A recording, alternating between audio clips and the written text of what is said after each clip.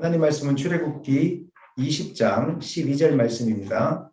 구약성경 113쪽에 있습니다. 다 같이 읽겠습니다. 내 부모를 공경하라. 그리하면 내 하나님 여호와가 내게 준 땅에서 내 생명이 길리라. 한 번만 더 읽을까요? 내 부모를 공경하라. 그리하면 내 하나님 여호와가 내게 준 땅에서 내 생명이 길리라. 아멘. 오늘 10계명 제5계명인데 내 부모를 공경하라 제목으로 말씀 나누겠습니다. 10계명을 주신 목적은 하나님을 올바르게 섬기기 위한 것입니다. 왜 우리가 하나님을 올바르게 섬겨야 됩니까? 하나님을 올바르게 섬길 때 말씀 안에서 자유롭게 되고 정말로 인간다운 삶을 살 수 있기 때문에 그렇습니다. 하나님 말씀을 잘못 배우면 우리를 자유롭게 하고 인간답게 하는 말씀이 오히려 우리를 올가매게 하고 종처럼 살게 하는 그 잘못된 도구로 쓰임받을 수 있습니다. 이단들이 그렇지 않습니까? 또 율법주의에 빠진 사람들이 그렇지 않습니까? 혹은 또 신비주의에 빠져있는 사람들이 그렇지 않습니까? 이 우리를 온전케 하는 이 하나님 말씀이 잘못 배우니까 이 말씀이 자기를 올가매고 독소처럼 이렇게 작용하게 되는 일들이 우리 가운데 너무 많이 있습니다. 그래서 말씀을 제대로 알고 제대로 배우는 일은 너무 중요합니다. 10계명은 우리가 어떻게 하나님을 제대로 알고 배울 수 있을 것인지 그 하나의 표본과 같은 그 대안을 제시해 주는 것이 10계명입니다. 구체적인 내용은 이 안에 다 들어있진 않지만 넓게 보았을 때 이 정도 10가지 계명 안에 인간이 기본적으로 하나님을 잘 섬기기 위해서 지켜야 될 어떤 도리 같은 것들이 들어있는 것이 10계명이라고 저는 생각하고 있습니다. 그래서 10계명을 대할 때 나를 힘들게 하는 말씀이 아니라 나를 자유롭게 하고 나를 인간답게 만들어 주려고 주시는 말씀이구나 이렇게 생각하고 접했으면 좋겠습니다. 오늘 우리가 살펴볼 계명은 10계명의 5번째 계명인 내 부모를 공경하라는 계명입니다. 공경이라는 것은 순종과 다른 개념입니다. 순종은 말씀에 따르는 개념이라면 공경은 옳지 않은 말씀을 따르지 않을지라도 부모님을 존중하고 사랑하는 이런 마음을 놓치지 않는 것을 우리가 공경한다 이렇게 이야기합니다. 부모님이 우리에게 상처를 줄 수 있고 또 부모님은 우리에게 잘못된 길로 인도할 수도 있겠지만 그럴지라도 연약한 부모님을 긍휼히 여기고 사랑하는 마음을 갖고 존중하는 마음을 갖는 것을 놓치지 않는 것을 바로 공경한다 이렇게 성경은 우리에게 말씀하고 있습니다. 부모를 공경하라는 계명은 사람과의 관계 속에서 첫 번째 계명인데 이 계명이 중요한 이유는 하나님과의 관계 그리고 사람과의 관계의 근원이 부모를 공경하는 것로부터 시작하기 때문에 그렇습니다. 부모 공경을 잘하는 사람은 사회 속에서 그리고 교회 공동체 속에서 가족관계 속에서 관계 맺기를 정말 잘합니다. 반대로 부모를 공경하지 못하는 사람은 사람들과의 관계 맺기를 잘 하지 못할 뿐만 아니라 어려워할 뿐만 아니라 그 관계가 잠깐 동안은 좋아지지만 금세 허물어뜨려버리는 그런 일들을 계속 하게 되어 있습니다. 그래서 사회생활 가운데서도 가족 공동체 가운데서도 화목을 이루지 못하고 늘 그 화목을 깨는 그 역할을 담당하게 되는 이유가 바로 많은 사람들은 뭐 성격이다, 기질이라 이렇게 이야기하고 있는데 그렇지 않습니다. 성경은 그렇게 되는 이유가 바로 부모를 공경하지 못하고 있기 때문에 부모를 제대로 섬기고 있지 못하기 때문이라고 성경은 오늘 우리에게 그렇게 말씀하고 있는 것입니다. 그리고 부모 공경의 계명이 또 중요한 이유가 있는데 그거는 인간다움의 근본으로 모든 윤리와 도덕과 질서가 여기서부터 시작되고는 그런 것입니다. 부모 공경을 소홀히 하는 사람들은 모든 사람들을 다 무시하게 되어 있습니다. 습관적으로 다 무시하게 되어 있습니다. 다 무시하기 때문에 나라의 질서가 무너지고 기강이 무너지고 도덕이 해이해지고 모든 것이 다 혼란스럽게 되는 것입니다. 유튜브나 또 인터넷 댓글 같은 데 보면은 말을 함부로 쓰시는 분들이 있어요. 그분들의 특징은 자세히 추적해서 올라가 보면 부모를 공경하지 않을 가능성이 많습니다. 부모 공경이 입술에 배어 있고 마음속에 배어 있는 사람들은 다른 사람을 존중하기 때문에 함부로 이렇게 말을 하지 못합니다. 이미 뼈처럼 이렇게 굳어 있기 때문에 말이 함부로 나오지 않습니다. 근데 부모에게 함부로 했던 사람들은 댓글을 달 때도 이렇게 함부로 아무렇지도 않게 막 이렇게 달기 시작하는 것입니다. 이 모든 것이 다 부모 공경으로부터 시작하는데 우리가 그 사실을 모르고 있습니다. 사회 질서가 어지럽혀지고 범죄가 많아지고 교회 안에 싸움이 많아지고 가정이 화목하지 못한 이유가 조금이라도 내 마음속에 양가 부모님을 긍휼히 여기지 못하고 존중하지 못한 마음으로부터 시작하는데 우리는 그 원인을 거기서부터 찾지 않고 다른 데서 찾기 때문에 우리 부모가 잘못되었기 때문이라고 혹은 내가 돈이 없기 때문이라고 우리 형제가 잘못되었기 때문이라고 생각하고 있기 때문에 문제가 해결되지 않는 것입니다. 그래서 성경은 부모 공경을 잘못하고 있는 사람을 가리켜서 지혜가 없는 자, 미련한 자라고 이렇게 이야기하고 있는데 잠언 10장 1절 말씀 다 같이 읽겠습니다. 솔로몬의 잠언이라 지혜로운 아들은 아비를 기쁘게 하거니와 미련한 아들은 어미의 근심이니라. 조금 전에 말씀드렸던 것처럼 부모님을 공경하지 않는 사람의 마음의 중심에는 늘 자신만이 옳다고 생각하는 마음이 자리 잡고 있습니다. 그래서 다른 사람의 말은 절대 듣지 않습니다. 이 사람의 눈과 귀는 다 닫혀있기 때문에 자기하고 조금 다른 의견이다 그러면 틀렸다고 생각하고 듣지 않으려고 합니다. 눈과 귀가 닫혀있기 때문에 지혜의 말씀도 들려지지 않을 뿐만 아니라 부모들이 행복하라고 하는 말씀을 잔소리라고 생각하고 그냥 다 알았다고 해버리고 흘려 넘어가게 됩니다. 부모님들이 행복하기를 살기를 바라는 마음에서 하는 말인데 그것이 잔소리라고 생각하기 때문에 귀찮아지는 것입니다. 나중에 한참 나이가 되어져서 60이 되고 70이 되어지면 그때 깨닫습니다. 잘 되라고 하는 말이었는데 나보고 행복하라고 하는 말인데 내가 그때 어리석으니까 그 말이 들려지지 않고 부모 말이 잔소리처럼 들려서 그냥 뛰쳐 나와버리는 그런 행동을 한 것 때문에 부모님이 돌아가시고 나면 얼마나 가슴을 통곡하면서 후회합니까? 그때 잘해드릴까요? 그러므로 여러분들이 하나님과의 관계, 사람과의 관계를 회복하고 가정의 행복을 이루기 위한 첫걸음이 부모 공경으로부터 시작한다는 이 사실을 절대로 놓쳐서는 안 되는 것입니다. 부모를 공경하지 않고 다른 데서 문제 원인을 찾는 것은 마치 우리 몸을 치료하는데 병의 근원을 발견하지 않고 진통제를 주는 것과 똑같습니다. 의사들이 가장 경계해야 될 것이 뭐냐면 병의 근원을 찾아내지 않고 환자가 배가 아프다고 하니까 무조건 진통제부터 주는 겁니다. 이러면 이 환자 죽이는 겁니다. 환자가 아무리 고통스러워도 이 병의 원인이 무엇인지를 밝혀낼 때까지 약 처방을 함부로 하면 안 됩니다. 이게 환자가 가지고 있는 의사들이 가지고 있는 처음에 배울 때 가장 중요하게 여기는 절차고 질서입니다. 인생의 문제도 마찬가지입니다. 문제의 원인이 무엇으로부터 시작됐는지 우리는 너무 잘못 찾고 있습니다. 왜 우리가 부부끼리 화목하지 못하는가? 왜 부모가 자녀에게 함부로 대하는가? 왜 자녀는 또 부모에게 함부로 대하는가? 그것은 바로 나 자신이 양가 부모님을 함부로 대하고 있는 것이고 사랑하지 않고 있는 것이고 미워하는 마음이 가득하고 있는 것이고 공경하지 않는 마음 자리 잡고 있기 때문에 모든 불씨가 여기서부터 시작되고 있다는 것입니다. 사랑하는 여러분, 부모 공경은 그냥 윤리적인 개념이 아닙니다. 내가 행복하게 살기 위해서, 인간답게 살기 위해서, 사회 안에서 모든 사람들과 관계를 형성해 나가기 위해서 가장 중요한 것이 바로 부모 공경을 하는 훈련에서부터 시작된다는 이 사실을 여러분 기억하시기를 바랍니다. 그래서 성경은 하나님을 공경하라고 이야기한 다음에 첫 번째 인간과의 계명 속의 첫 번째로서 부모 공경해야 된다. 이것을 딱 첫 문장으로 이렇게 말씀하고 있는 것입니다. 부모를 공경해야 되는 이유를 찾다 보면 이 세상에는 너무 많이 있습니다. 많은 책들, 철학자들의 책들, 그다음에 종교 서적에 봐도 그 첫 번째 원리가 바로 부모를 공경하라고 많이 나와 있습니다. 성경도 마찬가지로 동일하게 부모 공경해야 하는 계명에 대해서 구약에도 신약에도 예수님도 수없이 이야기하고 있습니다. 그리고 바울 사도도 부모를 공경해야 될 것을 이렇게 이야기하고 있는데 그만큼 중요하다는 것입니다. 부모를 왜 공경해야 되는지 그 이유를 오늘 다 나열하기에는 시간이 부족합니다. 그렇게 할 수 없습니다. 저는 오늘 왜 부모를 공경해야 되는지 이유를 잠깐 살펴볼 터인데 십계명을 주신 목적이 하나님과 우리 사이에 관계를 온전하게 하기 위한 것이기 때문에 그런 관점에서 어떻게 하면 우리가 하나님 제대로 믿고 하나님과의 온전한 관계를 회복할 것인지 왜 그런 개념에서 부모 공경이 중요한 것인지 이유를 제가 몇 가지를 한번 살펴보기를 원합니다. 먼저 우리가 부모님을 공경해야 될 이유는 하나님과의 관계적인 관점에서 한번 크게 읽어볼까요? 첫째, 하나님의 주권을 인정하는 법을 배우게 되기 때문입니다.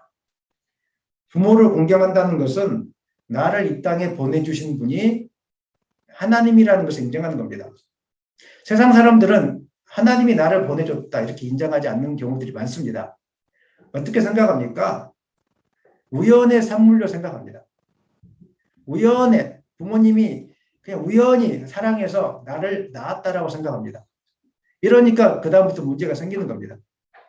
하지만 성경은 뭐라고 이야기하고 있습니까? 우연의 산물이 아니라 하나님이 엄마와 아빠를 만나게 해서 나를 이 땅에 보내주기 위해서 엄마 아빠를 만나겠다라고 성경 기록하고 있고 그 부모님을 통해서 내가 이 땅 가운데 주권적으로 태어나게 된 것입니다. 이 땅에 우리가 할 수 있는 것은 많이 있습니다. 먹고 싶은 거 사 먹을 수 있습니다. 자고 싶을 때 잘 수 있고 여행 가고 싶을 때 여행 갈 수 있습니다. 하지만 우리 마음대로 못하는 것이 있습니다. 그것이 무엇입니까? 내가 이 땅에 태어나는 것, 부모를 선택하는 것은 내 마음대로 할 수 있는 일이 아닙니다. 하나님께서 역사해 주시는 일이지 내가 선택해서 하나님 내가 오늘 한국 땅에 있는 자기 대통령 아들처럼 태어나고 싶습니다. 이렇게 하고 태어난 사람은 아무도 없습니다. 하나님이 특별한 목적을 가지고 보내기 위해서 또 그 부모 밑에서 특별하게 훈련시키기 위해서 어떤 사람은 어려운 곳에 어떤 사람은 좀 형편이 나은 곳에 이렇게 보내주시는 것이지 그냥 우리가 부모를 선택해서 이 땅에 나올 수 있는 것이 아니라는 것입니다. 부모를 공경한다는 것은 나의 모든 생명이 나의 모든 인생의 주권이 하나님께 달려있다는 것을 분명하게 고백하는 것과 똑같습니다. 여러분 생명이 하나님께 달려있다는 것을 믿으십니까? 돈을 많이 벌거나 적게 버는 것도 하나님의 손에 달려있다는 것을 믿으십니까? 넓게 보면 돈을 많이 벌게 하시는 분도 하나님이시고 그것을 다 잃어버리게 하시는 분도 하나님이란 이 사실을 여러분 믿으시기를 바랍니다. 하나님의 주권을 인정하지 못한 사람은 모든 일이 안 될 때는 하나님을 원망합니다. 하나님의 주권을 인정하지 못한 사람은 부모님이 나에게 잘해줄 때는 그냥 적당하게 해주지만 감사하지만 부모님이 나에게 잘못해준다고 생각할 때는 이렇게 함부로 해버립니다. 나는 그냥 화가 나서 함부로 한 거지만 그 순간에 내가 하나님의 주권을 인정하지 못하고 있다는 것과 똑같은 개념으로 우리가 설명드릴 수 있습니다. 하나님의 주권을 인정했던 욥은 10명의 자녀와 전 재산을 하루아침에 잃어버렸거든요. 근데 욥이 뭐라고 이야기합니까? 하나님을 원망하지도 않고 주신 이도 여호와시고 취하신 이도 여호와시오니 여호와의 이름이 찬송을 받으실지어다 이렇게 고백했습니다. 내가 보기에 조금 못난 부모일 수도 있습니다. 나보다 못 배운 부모일 수도 있고 말을 함부로 하는 부모일 수도 있고 술주정뱅의 아버지를 두고 있을 수도 있습니다. 혹은 외 부모일 수도 있습니다. 내가 볼 때는 정말 못마땅할 수도 있습니다. 하지만 그 부모를 통해서 나를 훈련시키시고 나를 이 땅에 보내신 목적을 알고 있다면 하나님의 주권을 알고 있다면 우리는 공경하는 마음으로 그 부모님을 대하게 될 것입니다. 그리고 부모님을 공경하다 보면 힘들지만 공경하다 보면 자연스럽게 하나님을 공경하는 것도 생기게 되는 것입니다.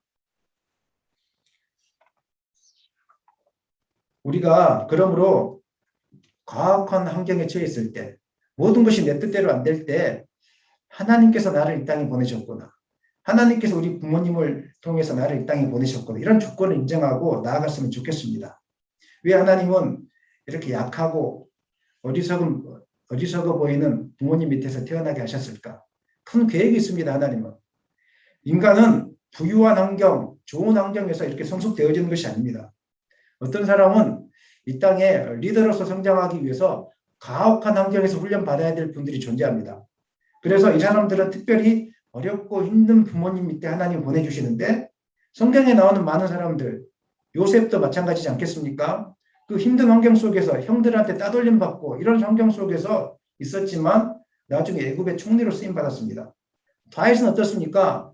성경에 보면 다윗은 부모님께 버림을 받았다 이렇게 기록하고 있습니다. 막내 아들이었습니다. 사무엘 선지자가 찾아왔을 때 형들은 다 불러냈지만 아버지가 다윗은 불러내지도 않았습니다. 별 볼 일 없는 아이라고.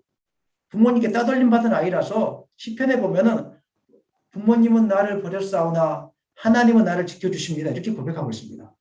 하지만 다윗이 잘못된 길로 가지 않았던 것은 그 순간에 하나님의 주권을 인정한 겁니다.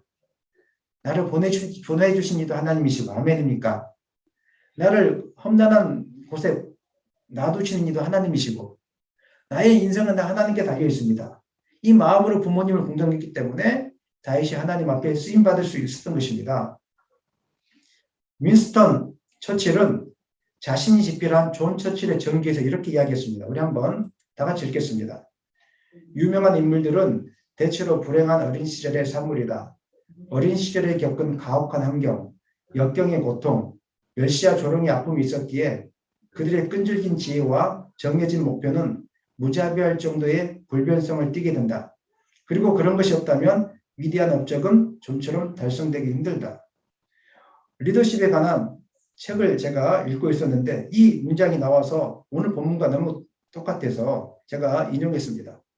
실제적으로 이 땅에서 큰 위대한 인물들의 특징은 외부모 자식이거나 술주정뱅이 아버님 밑에 있거나 아니면 가정 환경이 굉장히 불우해서 부모님이 환경이 좋지 않아서 이런 부모님 밑에서 스스로 긍정적으로 여기고 하나님을 섬기고 이렇게 스스로 고난을 극복하면서 성장했던 인물들이 많습니다. 우리나라를 통치했던 대통령들이나 보면 중요한 인물들을 보면 다 그 가정들이 불우했다는 것을 우리가 많이 보게 되어집니다. 하나님은 특별한 목적을 가지고 이 땅에 보내주는데 우리가 하나님의 주권을 인정하지 못하기 때문에 원망하게 되는 것이고 부모님에 대해서 함부로하게 되는 것이고 공경하지 못하게 되는 것입니다. 사랑하는 여러분, 술주정뱅이 아버님 밑에서 하나님의 주권을 인정하고 그 부모님을 공경하는 사람은 스스로 이제 훈련한 다음에 많은 사람을 포용하는 사람으로 변화되게 될 것입니다. 그리고 여러 가지 연약한 환경 속에서도 모든 것을 협력하여 선을 이루시는 하나님의 주권을 믿는 사람은 부모님을 공경하게 될 것이고 존중하는 마음을 갖게 될 것입니다. 그러므로 사랑하는 여러분, 부모를 공경한다는 것은 하나님의 주권을 인정하는 것과 똑같은 것입니다. 반대로 부모님을 공경하지 못한다는 것은 적어도 그 순간만큼은 내가 하나님의 주권을 인정하지 못하고 있구나. 하나님은 나를 훈련시키려고 하는데 내가 그것을 놓치고 있구나. 이 사실을 여러분들이 지금 잊어버리고 있는 것과 같은 것입니다. 그러므로 하나님과의 관계 속에서 부모님을 공경하는 것은 너무 중요하다는 이 사실을 여러분 기억하시기를 바랍니다. 두 번째, 우리가 하나님과의 관계적인 관점에서 부모님을 공경해야 될 이유는 다 같이 읽겠습니다. 둘째, 하나님께서 세우신 권위에 순종하는 법을 배우게 되기 때문입니다. 권위에 순종한다는 것은 악한 자의 말에 굴복한다는 개념과 다른 겁니다. 아무리 권위 있는 자일지라도 사람을 죽이거나 사람을 해하는 일에 우리가 순종할 필요는 없습니다. 그래서 우리가 민주주의 투쟁을 하지 않습니까? 마찬가지입니다. 권위에 순종한다는 것은 악한 자의 말에 굴복한다는 그런 개념이 아니라 하나님께서 세우신 권위는 공동체의 질서를 유지하는 것이기 때문에 하나님께 정상적인 그 권위, 하나님께서 세우신 정상적인 질서에 우리가 따라간다 이런 개념을 포함하고 있습니다. 하나님께서 세우신 권위는 사회 질서를 유지하기 위한 첫 단추와 같습니다. 우리가 옷을 입을 때 첫 단추를 잘못 끼면 온 매무새가 이렇게 아름답지 못하고 흐트러져 있지 않습니까? 마찬가지로 사회 질서를 유지하고 가정의 질서를 유지하는 첫걸음이 어디서부터 시작되냐면 권위를 인정하는 것부터 시작하는 겁니다. 부모님의 권위를 인정하지 못한 아이는 밖에 나가서도 권위를 인정받지 못합니다. 권위를 인정하지 않습니다. 이 아이는 늘 무시합니다. 집에서는 부모님을 무시하지만 밖에 나가서는 직장의 상사를 무시하게 되고 교회에 와서는 권사님이나 목사님이나 장로님을 다 무시합니다. 모든 사람들을 자기보다 아래에 있다고 생각하기 때문에 이 사람들은 어디 가든지 이렇게 순종하지 못하기 때문에 관계 속에서 어려움을 많이 겪을 뿐만 아니라 그 질서를 다 흐트러뜨리는 그런 일들이 앞장서게 되는 것입니다. 부모님의 권위에 순종한다는 이 말은 말이 안 맞을지라도 조금 나랑 생각이 다를지라도 내가 그 사람의 권위가 하나님께서 주신 것이 말고 순종한다는 것에 훈련시키는 것과 똑같습니다. 그렇기 때문에 조금 내가 부모님 말씀이 좀 틀릴지라도 어릴 적부터 이렇게 순종하는 자녀는 어디 가든지 질서를 유지하게 되고 사람을 이렇게 살리는 일들을 감당하게 되어 있습니다. 왜 그렇습니까? 이 아이의 마음속에는, 이 자녀의 마음속에는 나보다 남이 낫다는 생각이 이미 훈련되어 있기 때문에 그렇습니다. 조금 모자란 부모라도 그 권위에 순종하면서 섬겼던 자녀는 항상 그 마음속에 다른 사람이 나보다 낫다는 생각이 늘 가득합니다. 그래서 직장에 가서도 조금 자기보다 나이가 어리고 자기보다 좀 지식이 부족하고 말주변이 부족한 상사일지라도 그 권위에 그냥 순종합니다. 그러니까 직장에서도 화목을 이루게 되어 있습니다. 그런데 부모의 권위에 순종하지 못했던 자녀들은 무조건 대항합니다. 내 생각이 옳은데. 물론 옳을 수 있죠. 하지만 옳다는 걸 잘못 이렇게 대항하다 보면 결국 관계가 깨지게 되고 하고 싶은 것도 못하게 되는 모든 질서를 어지럽히게 되는 이런 일들이 생기게 되는 것입니다. 하나님을 섬길 때도 마찬가지죠. 부모의 권위를 인정했던 자녀들은 감정의 기복이 심하지 않습니다. 늘 차분하고 늘 꾸준하게 섬깁니다. 하지만 부모의 권위를 인정하지 못했던 자녀들은 이 감정의 기복이 되게 심합니다. 직장에서도 마찬가지인 것처럼 사람들이 나에게 좀 잘해주면 권위에 복종하고 사람들이 나에게 잘못해주면 권위를 무시하는 것처럼 부모님 싫어도 부모님의 권위에 잘 이렇게 순종했던 자녀들, 권위에 순종했던 자녀들은 하나님을 믿을 때도 변함이 없습니다. 하나님이 나에게 복 주시고 나에게 잘해 주실 때도 감사하지만 그렇게 하지 않을지라도 내가 하나님을 원망하지 않고 하나님의 권위에 순종하면서 차분하게 끝까지 이렇게 가게 된다는 것입니다. 부모를 공경하지 못한 자녀는 나보다 남을 좀 모자라게 생각하기 때문에 이 주변에는 사람이 붙어 있지 않습니다. 그 말 속의 은연 중에 사람을 무시하거나 행동 중에 사람을 무시하는 행동들이 많이 존재합니다. 자기만 모를 뿐이에요. 부모님을 무시했던 행동들이 사람들과의 관계 속에서도 말이나 행동 속에 그대로 나타납니다. 그래서 나는 이상이 없는데 왜 사람들이 나를 싫어할까? 이런 분들은 부모님을 어떻게 모시고 있는지 한번 점검해 보시면 됩니다. 부모님에게 함부로 했던 그 모습이 사람들과의 관계 속에서 그대로 나타납니다.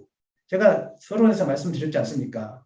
댓글 함부로 다니시는 분들 자세히 조사해 보면 다 부모를 공경하지 않을 가능성이 많다는 것. 그래서 나보다 남들을 무시하는 경향이 있기 때문에 그냥 편하게 하는 말임에도 불구하고 웃자고 하는 말이 나는 웃자고 하는 이야기인데 이 말이 다른 사람을 무시하는 말처럼 들리게 되고 기분 나쁘게 하는 말처럼 들리게 돼서 주변에 있는 사람들이 다 나를 떠나게 됩니다. 나도 어렵고 인간관계 하는 게 어렵고 이게 바로 부모님을 공경하지 못하는 그런 습관, 훈련되지 않은 습관에서 나오는 것이기 때문에 오늘 혹여나 여러분들이 인간관계에 대해서 나의 옳은말을 주장하거나 또 분노를 못 이기거나 이런 부분이 있다면 부모님을 내가 제대로 공경하고 있는지를 한번 돌아보셔야 됩니다. 이걸 훈련하지 않으면 인간관계가 계속 어려워집니다. 하나님을 섬기는 것에 있어서도 계속 어려워집니다. 그렇기 때문에 오늘부터 하나님 나를 변화시켜 주셔서 부모님을 제대로 공경할 수 있게 해달라고. 마음에 맞지 않은 부분이 있을지라도 하나님께서 가정의 질서를 위해서 세우신 권위를 부여하신 부모님으로 알고 내가 틀린 부분은 뭐 그렇게 순종하지 못한 부분이 있을지라도 그냥 존중히 여기고 공경하는 마음을 달라고 여러분 기도하셔야 될 줄로 믿습니다. 조금 더 큰 문제는 여러분들이 부모를 공경하지 않으면 여러분들이 그 부모를 무시했던 말이나 공경하지 못했던 행동들이 누구에게 가게 되냐면 여러분 자녀들에게 동일하게 나타납니다. 여러분이 부모를 공경하면 그 공경하고 존중했던 말들이 자녀들에게 똑같이 표현됩니다. 하지만 공경하지 않은 분들은 자녀들에게 마찬가지로 무시하는 말들을 계속하게 되거든요. 이 하다 보면 자녀가 상처를 받게 되고 나중에 자녀가 또 부모를 무시하게 되고 사회생활에 부적응하게 되는 또 교회를 어지럽히게 되는 모든 사람을 무시하게 되는 이런 악순환을 계속적으로 반복하게 됐다는 것입니다. 우리나라가 어지럽게 되고 교회가 지금 어지럽게 되는 이유, 뭐 영적인 이유, 많은 이유를 대지만 사실은 하나님을 섬기는 것과 부모를 공경하는 것을 따로 배워서 하나님을 섬긴다고 하면서 부모를 제대로 섬기지 않는 분들이 많았기 때문에 지금 교회가 어지러워지고 있는 것이고 사회의 질서가 어지럽게 되어가고 있는 것이라고 오늘 성경 우리에게 지금 말씀하고 있는 것입니다. 그러므로 사랑하는 여러분, 신앙의 기복이 심하고 감정의 기복이 심할 때 사람들과의 관계가 잘 되어지지 않을 때 나는 과연 부모님의 권위에 순종하고 있는지를 한번 점검해 보시기 바랍니다. 그리고 안 되고 있다면 오늘부터 하나님 내가 부모님 권위에 순종하겠습니다. 틀릴지라도 하나님께서 세우신 권위자로 알고 철저히 순종하겠습니다. 이런 마음으로 나아갈 수 있기를 예수님의 이름으로 간절히 축원합니다. 세 번째, 우리가 부모님을 공경해야 되는 세 번째 이유가 있는데 다 같이 읽어보겠습니다. 하나님을 신실하게 섬기는 법을 배우게 되기 때문입니다. 부모님을 공경하는 모습은 하나님을 공경하는 모습에 대한 그림자와 같습니다. 연약하고 악해 보이는 부모일지라도 공경하기를 잘하는 사람은 하나님을 신실하게 잘 섬기게 되어 있습니다. 이런 분들은 절대로 하나님을 배반하지 않습니다. 왜냐하면 겉과 속이 다르지 않고 진실하기 때문에 그렇습니다. 부모 공경을 잘하는 사람은 겉과 속이 다르지 않습니다. 근데 밖에서는 잘하는 것 같지만 안에 들어가면 부모 공경을 잘 못하시는 분들은 겉과 속이 다릅니다. 이 사람들은 사람을 이용해 먹으려고 하고 거짓된 자들입니다. 겉과 속이 다르기 때문에 가정에서의 모습과 밖에서의 모습이 다를 수밖에 없는 것입니다. 그러나 부모 공경을 잘하는 사람은 사람들 앞에 숨길 것이 없습니다. 늘 그 마음이 진실합니다. 부모를 진실하게 섬기듯이 밖에 사람들과의 관계 속에서도 진실하게 되고 교회 공동체 안에서도 하나님과의 관계 속에서도 진실하게 되기 때문에 이 사람은 위선적이지 않습니다. 그래서 우리가 사람을 볼 때 그 부모님을 잘 공경하는지 공경하지 않는지를 보면 이 사람이 믿을 사람인지 못 믿을 사람인지를 우리가 잘 알 수 있습니다. 아무리 잘해주고 나에게 잘해준 사람일지라도 집에 돌아가서 부모님에게 함부로 하는 사람이라면 언젠가는 여러분을 배반할 가능성이 많은 사람이라는 거 여러분 좀 아셔야 됩니다. 교회에 충성을 다하고 신실한 것 같아 보이지만 부모 공경을 못하는 사람은 언젠가는 반드시 하나님을 배반하게 되어 있습니다. 성경의 법칙입니다. 왜냐하면 그 마음속에 위선과 거짓이 가득하기 때문에 그렇습니다. 바리새인들이 왜 예수님께 책망을 받았습니까? 겉으로는 하나님을 섬기는 것 같았지만 실상은 하나님을 섬기지 않고 겉과 속이 달랐기 때문에 자기의 이익을 위해서 하나님을 섬겼기 때문에 예수님이 그들을 책망했던 것입니다. 마가복음 7장에서는 입술로는 하나님을 공경했지만 마음으로는 하나님을 공경하지 못했던 바리새인들을 책망하는 내용이 담겨 있는데 우리 7장 10절로 13절 말씀 읽겠습니다. 마가복음 7장 10절에서 13절입니다. 모세는 내 부모를 공경하라 하고 또 아버지나 어머니를 모욕하는 자는 죽임을 당하리라 하였거늘 너희는 이르되 사람이 아버지에게나 어머니에게나 말하기를 내가 들어 유익하게 할 것이 고르반 곧 하나님께 드림이 되었다고 하기만 하면 그만이라 하고 자기 아버지나 어머니에게 다시 아무것도 하여 드리기를 허락하지 아니하여 너희가 전한 전통으로 하나님의 말씀을 폐하며 또 이 같은 일을 많이 행하느니라 하시고 아멘. 고르반이라는 말은 아람어로 코르반이라는 건데 하나님께 바쳐진 성물, 헌물, 제물을 뜻하는 말입니다. 이거는 거룩한 목적을 위해서 먼저 우선순위로 하나님을 섬기기 위해서 물질을 드렸다는 의미로 사용되는 말입니다. 이 제도를 바리새인들이 악용했습니다. 바리새인들은 물질에 탐욕이 가득했던 사람들이거든요. 그래서 하나님께도 헌물을 바치기 싫었지만 또 부모님께도 자기 돈을 들여서 섬기기를 좀 좋아하지 않았어요. 부모님께 돈을 드리기 아까우니까 뭐라고 이야기했냐면 고르반. 내가 하나님께 돈을 다 들여서 부모님께 드릴 돈이 없습니다. 그러니까 나는 괜찮습니다. 바리새인들은 자신들의 허물을 고르반이라는 제도를 이용해서 덮었던 것입니다. 예수님은 그것을 알고 계셨습니다. 그래서 실제로는 너희들이 부모님을 섬기는 게 싫어서 물질에 대한 욕심 때문에 탐욕 때문에 부모님을 섬기지 않으려고 하는데 겉으로는 하나님을 섬긴다고 핑계대면서 부모님을 섬기지 않고 있으니까 너희들 얼마나 사악하냐 이렇게 해서 오늘 이 말씀을 주신 것입니다. 우리도 이런 일들이 많습니다. 부모님이 재산이 있을 때는 한 푼이라도 받으려고 하다가 거꾸로 내가 부모님을 위해서 돈을 써야 될 때는 아까워하고 내 자식을 위해서 돈을 쓸 때는 하나도 안 아까워하면서 부모님을 위해서 또 돈을 쓸 때는 아까워하고 이런 일들이 바로 고르반 제도를 악용하는 하나님을 섬긴다고 하면서 제대로 하나님을 섬기고 있지 않은 위선된 모습의 특징이라고 성경은 우리에게 말씀하고 있습니다. 겉으로는 신앙이 좋은 척하지만 실상은 하나님을 믿지 않는 행동이고 하나님을 배반하는 행동인 것입니다. 부모님의 은혜를 배반하는 사람은 언젠가 반드시 하나님의 은혜도 배반하게 되었습니다. 디모데후서 3장에서는 경건의 모양은 있으나 경건의 능력을 부인하는 자는 그러니까 교회 안에서는 하나님을 잘 섬기는 것처럼 보이지만 실상은 하나님을 믿지 않는 사람들, 그리고 언젠가는 하나님을 배반할 사람들의 특징에 대해서 이야기하고 있는데, 디모데후서 3장 2절 말씀 다 같이 읽겠습니다. 2절 4절입니다. 사람들이 자기를 사랑하며 돈을 사랑하며 자랑하며 교만하며 비방하며 부모를 거역하며 감사하지 아니하며 거룩하지 아니하며, 쭉 나와 있는데 그 중심에 하나가 부모를 거역합니다. 다 같은 말입니다. 하나님을 제대로 믿지 않는 사람, 다 같은 말인데 돈을 사랑함으로써 부모를 거역하는 일을 아무렇지도 않게 이렇게 한다는 것입니다.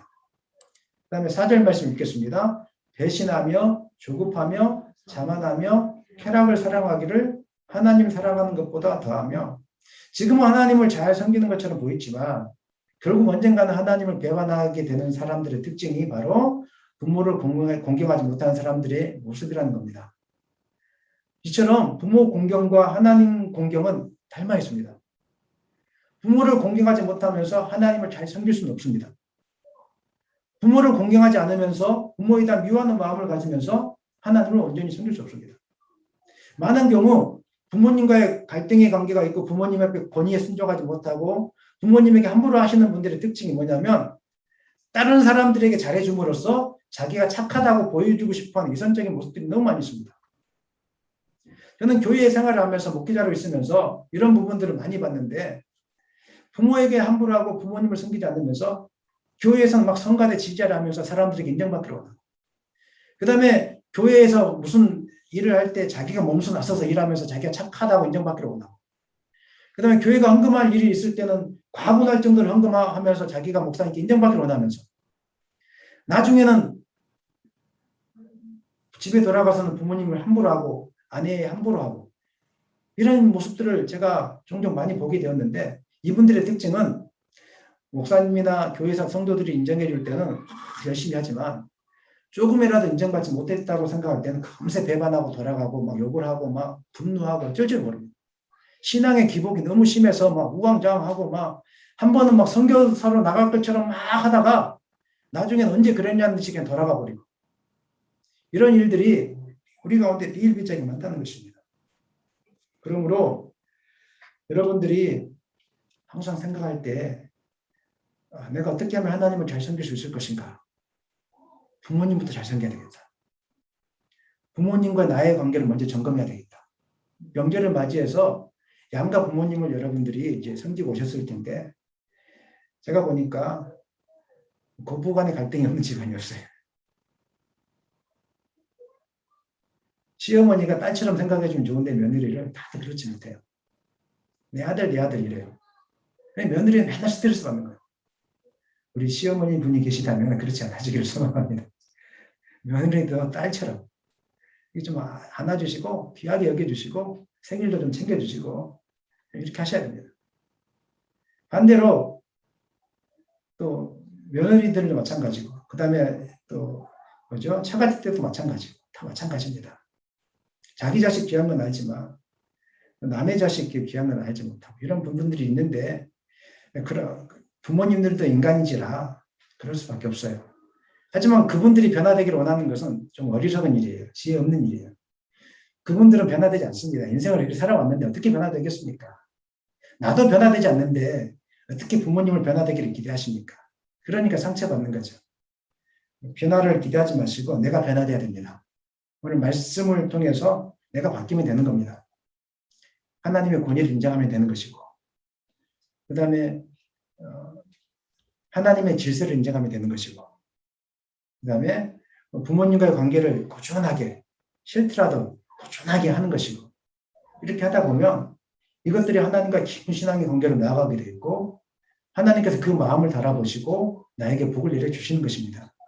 물론 복 받기 위해서 하는 거 아니지만, 제가 오늘 이 말씀을 드리는 이유는 모든 문제의 근원이 다른 데서 시작하는 것이 아니라, 내가 기도가 부족해서 물론 맞습니다. 내가 말씀이 부족해서 그것도 맞습니다. 하지만 더 중요한 것이 있습니다. 부모님과의 관계가 안 되기 때문에 모든 문제가 시작되는 것입니다. 자녀의 문제가 왜 생깁니까? 위에 있는 부모와의 관계가 안 됐기 때문에 문제가 생기는 것입니다. 직장에서 상사와의 관계가 왜 안 됩니까? 부모와의 관계가 지금 문제가 있다는 것입니다. 그렇기 때문에 오늘부터 하나님과의 관계를 점검하기 전에 부모님과의 관계를 한번 점검하시고, 뭐든지 그냥 안 되는 환경일지라도 극진히 모시고 극진히 사랑하고 대접할 수 있는 여러분 되셨으면 좋겠습니다. 말씀 마지막으로 간단하게, 그렇다면 어떻게 우리가 부모님과 좋은 관계를 유지할 수 있을 것인가? 지금까지는 부모님을 공개해야 되는 이유에 대해서 말씀드렸다면, 간단하게 어떻게 우리가 그러면 부모님과 좋은 관계를 유지할 수 있을 것인가? 제가 볼 때 두 가지만 지키면 여러분 잘할 수 있습니다. 첫 번째는 다 같이 읽겠습니다. 부모의 허물을 들추어 드러내지 말아야 됩니다. 이것만 잘하면 여러분 공경할 수 있습니다. 대부분 부부관계 대화가 뭐냐면 부모의 허물을 들추는 것부터 시작합니다. 명절 끝나고 가면 차 안에서 부모의 허물을 막 들추고, 이게 막 계속 이야기해요. 그럼 자녀가 그걸 또 다 들어요. 이게 내가 또 분노하면은 또 하나님도 다 듣고 계세요. 다 비밀이 없어요. 그럼 내가 차 안에서 이야기했던 내용들이 부모는 안 들릴 것 같죠? 마음속으로 느껴져요. 양자역학에서 과학적으로 증명된 거예요. 누군가가 내 욕을 하면 내 마음이 불편해져요. 실제로. 내 자녀들이 뭔가 불행한 일을 하고 있으면 내 마음, 부모 마음이 아파요. 부모는 그게 느껴지는 거예요. 이게 영적인 법칙이에요. 그렇기 때문에 부모의 허물을 드러내는 말을 무슨 일이 있어도 하시면 안 됩니다. 창세기 9장 22절 말씀 읽겠습니다. 가나안의 아버지 함이 그의 아버지 하체를 보고 밖으로 나가서 그의 두 형제에게 알리매. 자세한 내막은 기록되지 않지만 그 노아가 포도 농사를 짓고 포도주를 먹고 마시고 잠이 들었는데 아마 옷을 다 벗고 이렇게 잠을 들었던 것 같습니다. 그런데 함이, 노아의 아들 셋이 있었는데 그 중에 함이 아버지의 그 허물을 동네 사람들에게 알리고 식구들에게 알리고 이랬던 모양이에요. 근데 나머지 두 형제는 아버지 허물을 덮어주고 이야기하지 않았어요. 그랬더니 가나안의 아버지 함은 평생 또 종의 족속이 되었습니다. 하나님이 다 듣고 있다는 거예요. 그래서 오늘부터는 부모님을 잘 공경하기 위해서 다른 거 다 안 지켜도 괜찮습니다. 허물을 두지 마십시오. 내가 덮어주십시오. 아직 그렇게 하셔야 됩니다. 두 번째 있습니다. 다 같이 읽겠습니다. 부모님을 나보다 더 귀한 존재로 여겨야 됩니다. 예. 잠언 23장 22절 읽겠습니다. 너를 낳은 아비에게 청종하고 내 늙은 어미를 경히 여기지 말라. 나보다 낮게 여기고 존중하라는 겁니다. 나보다 못 배웠습니다. 부모님들은. 나보다 지식이 부족하고 때로는 지혜가 부족할 수도 있습니다. 말하는 것이 왜 그렇게 거친지 모릅니다. 그 시대를 살아왔기 때문에. 하지만 그럴지라도 성경은 부모를 경히 여기라고, 경히 여기지 말라고, 귀한 존재로 여기라고 이렇게 말씀하고 있습니다. 그리고 잠언 13장 10절 말씀 읽겠습니다. 교만에서는 다툼만 일어날 뿐이라 권면을 듣는 자는 지혜가 있느니라. 부모님을 경히 여기는 자는 마음이 교만해진 상태거든요. 그러니까 싸울 수밖에 없고 다툴 수밖에 없습니다. 하지만 부모님을 나보다 낮게 생각하는 사람들은 아무리 부모님이 틀린 말을 할지라도 그냥 겸손히 그 말을 경청합니다. 경청해주면 끝나잖아요, 그냥.